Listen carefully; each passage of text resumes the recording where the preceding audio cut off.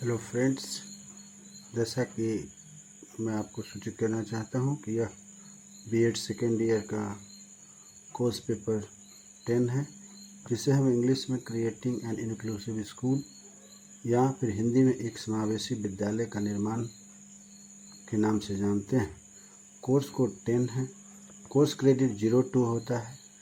सैद्धांतिक अंक अर्थात आप जो थ्योरी की परीक्षा लिखेंगे वह 40 अंक के होंगे और प्रायोगिक या फिर असाइनमेंट के अंक 10 होंगे, जिसमें पास करने के लिए आपको 13 अंक प्राप्त करने आवश्यक होते हैं, जो आपके सैद्धांतिक अंक का पास मार्क्स होता है। और इसी तरीके से 10 अंक के जो सैद्धांतिक होंगे वह प्रायोगिक होगी या असाइनमेंट होंगे, उसमें आपको कम से कम 4 अंक लाने आवश्यक होते हैं, तभी आप इस विषय में पास समझे जाते हैं।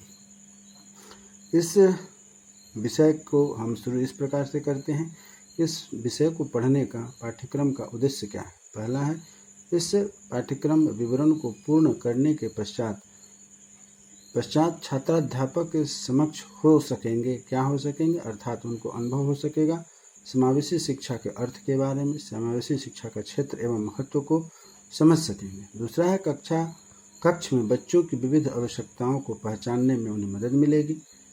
तीसरा है, एक समावेशी विद्यालय की अवधारणा को समझने में मदद मिलेगी। चौथा है कि उचित रणनीति अपनाकर समावेशी कक्षा में छात्रों को व्यवस्थित करने में उन्हें आसानी होगी। तथा आखिरी है, जांच एवं मूल्यांकन की उपयुक्त रणनीति बनाकर और उससे संबंधित रूपांतरण पर परिणाम में एक रूपता लाना, जिससे कि समावेशी शिक्षा का उद्देश्य सार्थक हो सके। अब आगे हम बढ़ते हैं विषय सूची की ओर। विषय सूची में इस विषय को, जो कि आपके सैद्धांतिक 40 अंक के हैं, जैसा कि मैं बता चुका हूं, 40 अंक के जो भी पेपर होते हैं उसमें आपको 3 यूनिट पढ़ने होते हैं। 3 यूनिट में प्रथम यूनिट होता है समावेशी शिक्षा का परिचय। जब तक समावेशी शिक्षा का परिचय हम नहीं समझेंगे तब तक समावेशी शिक्षा का उद्देश्य हमारे समझ में नहीं आएगा। अतः हमें समावेशी शिक्षा के परिचय के बारे में सर्वप्रथम इकाई 1 यूनिट 1 में आपको जानकारी दी जाती है। पहला टॉपिक है इसके लिए समावेशी शिक्षा की संकल्पना, अर्थ, कार्य और चुनौतियाँ। दूसरी टॉपिक है विशेष शिक्षा, संयुक्त शिक्षा और समावेशी शिक्षा के गुण और दोष के बीच में अंतर ज्ञात करना।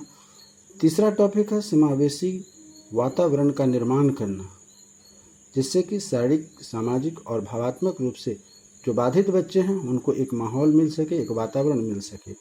चौथा टॉपिक है विद्यार्थी के लिए समान शिक्षा के अवसर सुनिश्चित करने में अभिभावक, प्रधानाचार्य तथा शिक्षकों की भूमिका बहुत ही महत्वपूर्ण होती है। अगली टॉपिक है भारतीय संदर्भ में समावेशी शिक्षा के तथ्यों और मिथक के प्रसंगों को व्याख्या से समझना तथा समझाना। अगली टॉपिक है समावेशी शिक्षा के प्रभावशाली कारक के बारे में, यहाँ पर हम विस्तृत रूप से पढ़ेंगे। इकाई 2 में हम पाते हैं कि एक टॉपिक है जिसे कि हम इकाई 2 की जो हमारे टॉपिक हैं वह है विविध आवश्यकता वाले छात्रों का स्वरूप और ज़रूरतें।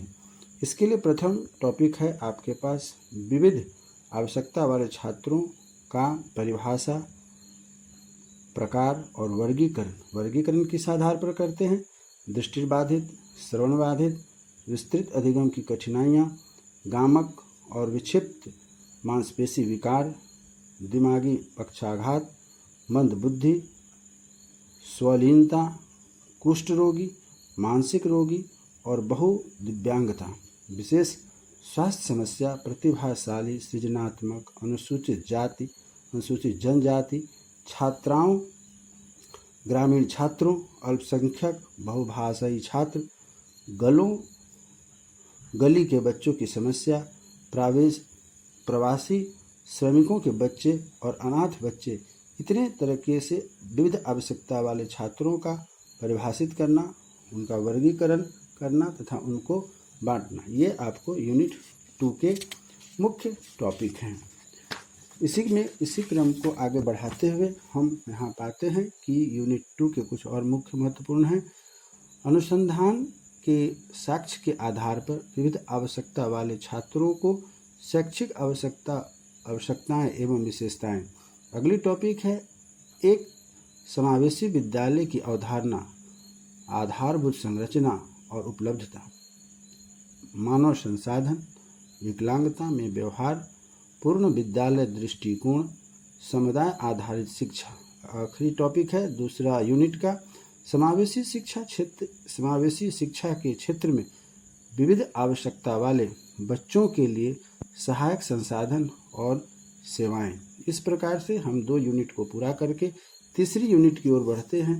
तीसरी यूनिट में विविध आवश्यकता वाले छात्रों के लिए शैक्षिक योजना प्रबंधन और मुख्य तकनीकियां, इसके बारे में हम अध्ययन करेंगे।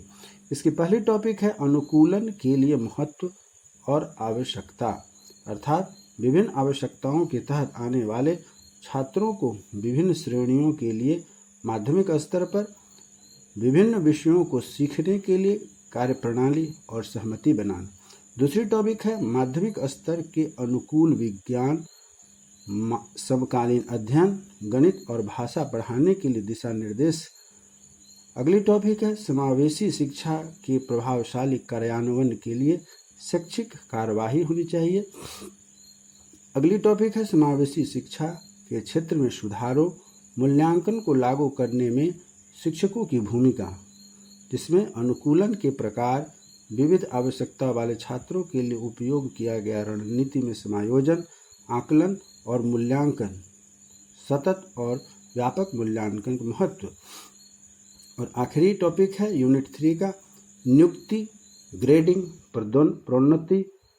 पदोन्नति और प्रमाण पत्र के लिए प्रयुक्त कार्यक्रमों और प्रक्रियाओं के मूल्यांकन में एक रूपता लाना।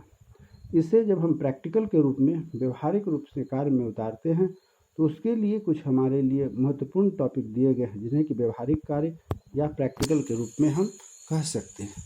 उसके लिए है विकलांग व्यक्ति अधिनियम, शिक्षा का अधिकार अधिनियम, माध्यमिक स्तर पर निःशक्त जन समावेशी शिक्षा योजना, सर्व शिक्षा अभियान, राष्ट्रीय माध्यमिक शिक्षा अभियान पर अध्ययन कर समावेशी शिक्षा के लिए उनका तात्पर्य बताना। दूसरी टॉपिक है दृष्टिबाधित, श्रवण बाधित, मंद बुद्धि एवं गामक दिव्यांग छात्रों के व्यवहार में के अवलोकन के लिए विशिष्ट विद्यालयों को बनाना, निर्माण करना। तीसरी टॉपिक है अखिल भारतीय वाक और श्रवण संस्थान का भ्रमण करना और देखना कि विविध आवश्यकता वाले छात्रों के मूल्यांकन में कैसा बर्ताव किया जा रहा है। तीसरा है विद्यालयों अखिल भारतीय वाक श्रवण संस्थान का भ्रमण करना और विचार विमर्श कर प्रतिवेदन तैयार करना। और आखिरी है समावेशी कक्षा के लिए पाठ योजना बनाना। मित्रों, आपके लिए यह प्रयास है कि आप इससे एक स्क्रीनशॉट की तरह चाहें तो ले सकते हैं। ऐसा यह प्रयास करके मैंने इसे एक चित्र के रूप में आपके सामने प्रस्तुत किया है। आप चाहें तो एक स्क्रीनशॉट के रूप में इसे ले सकते हैं।